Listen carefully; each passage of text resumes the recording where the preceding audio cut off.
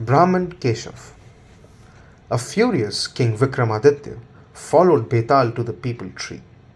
He pulled down the corpse from there. He lifted the corpse and put it on his shoulder. Then he started walking. On the way, Betal said to him, Vikram, listen to the story I am going to tell you. Saying so, Betal began to tell the story. Once there was a town called Dharmasthal. It was situated on the banks of river Yamuna. In this town lived a Brahmin by the name of Keshav. He was very learned. He had read almost all the religious scriptures. Now he had a small family consisting of a wife, son, and daughter Madhumati. Madhumati was exceptionally beautiful. So beautiful was she that even the fairies envied her. But as she grew, with each passing year, her parents became worried for her. They started looking for a suitable groom for her. One day, Keshav was invited to perform a religious ceremony in a client's house. While he was performing the ceremony, he came across a young Brahmin called Madhu. He was a student of the Vedas and the Shastras. He had topped in the Gurukul.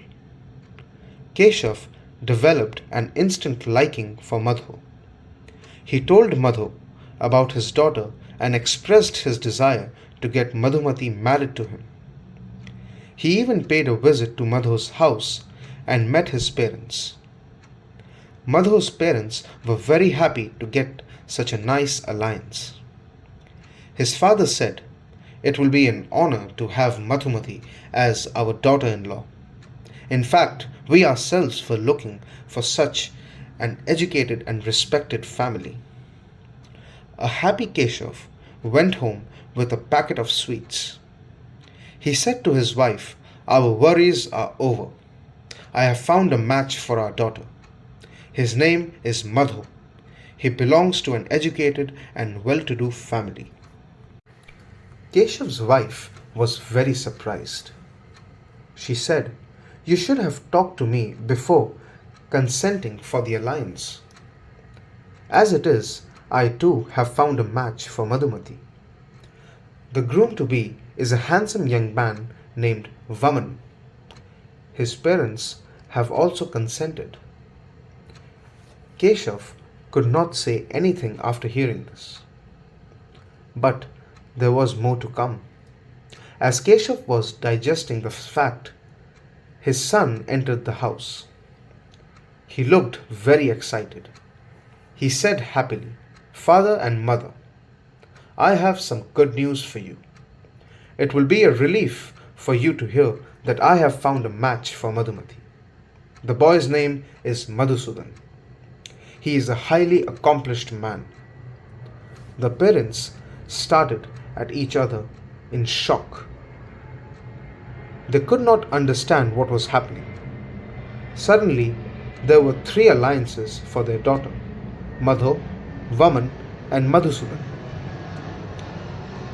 They told their son about the matches they had found for Madhumati. All the three members of the family started thinking about the issue. They could not find a solution.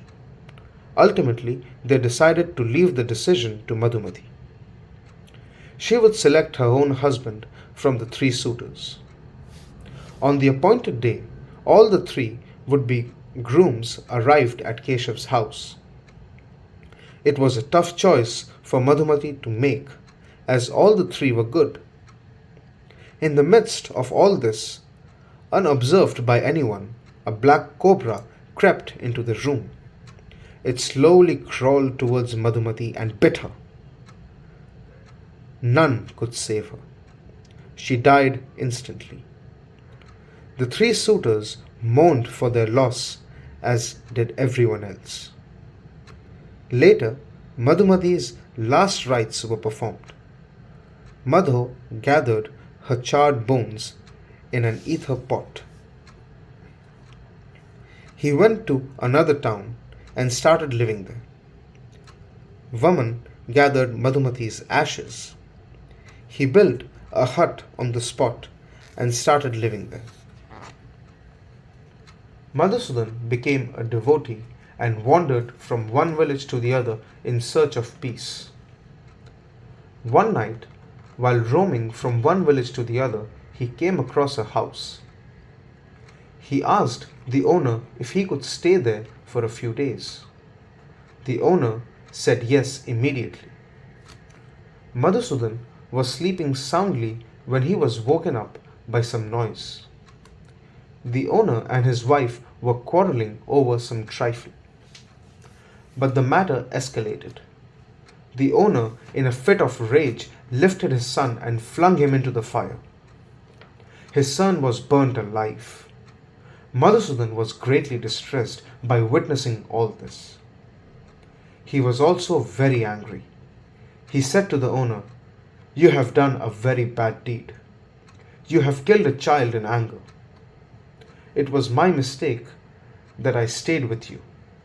You will never be forgiven for your heinous crime."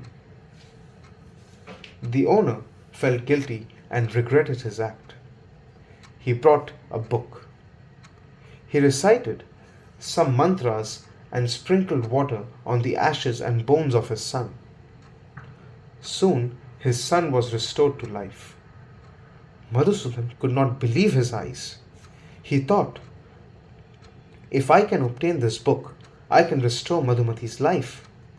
So one night, when everyone was asleep, he stole the book and went to the cremation ground where Madhumati's last rites had been performed. He found Madhu and Vaman there as well. He told them about the book. Both were very happy. He said to them, "Make a heap of her ash and bones.